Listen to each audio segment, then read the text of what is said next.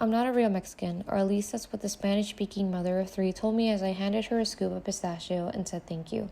Have a good day instead of gracias y que te vaya bien. She tilted her head and asked, ¿Por qué no hablas español? Eres mexicana, no? I understood her completely like I understood my mother when she speaks to me discreetly in that forbidding language, but the tongue was stuck in my jaw.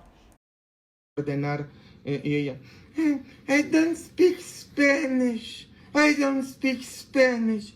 Con esa tortilla pegada, qué vergüenza te debe de dar. No, ma'am, I don't speak Spanish because since the day he was born, my American father, a Navajo, and faraway Oaxacan roots, only knew assimilation. He told my Mexican-born mother, don't speak that language to the kids, they'll never fit in.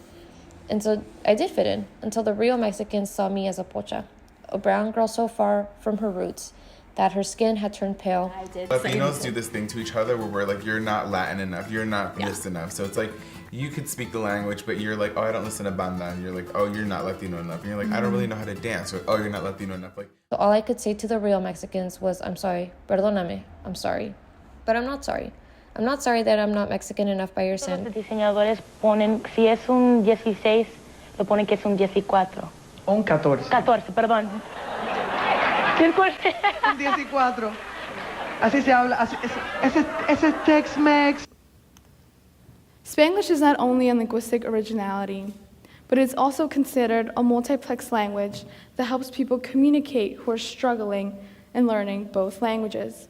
Of all, like in Brazil they don't speak Spanish, in Haiti they don't speak Spanish, and like there's like hundreds of indigenous languages that people speak as their first languages. So it's like you're gonna say they're not Latino because they don't speak Spanish? It did not teach me the language to speak to you, but it taught me the language to love all things, and our Grandma Juanas crossed the border with dreams in their thighs, eyes, and bones. They did not leave their culture far behind. The remnants of love with the struggle and birth a new breed onto the streets of Whittier Boulevard and in the line of the taco trucks, in the skin of the second-generation children and their love of the Spanish word for love, and in the sons and daughters running off to college with dreams brighter than those of their parents, and in the Spanglish, the language, neither here nor there. I respect you to hold on to your culture so tight, ma'am, but don't suffocate me with the judgment that I am as lost as you are, caught between the barbed wire fence of two worlds.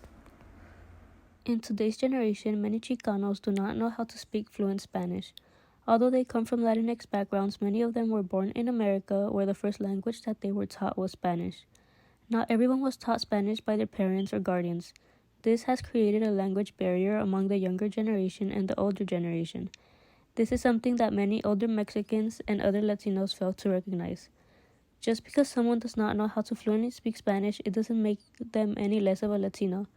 The fault of older Spanish-speaking generations is that they are too quick to judge younger Latinx when attempting to use their mother language. The key isn't how fluent you are, but how proud you are.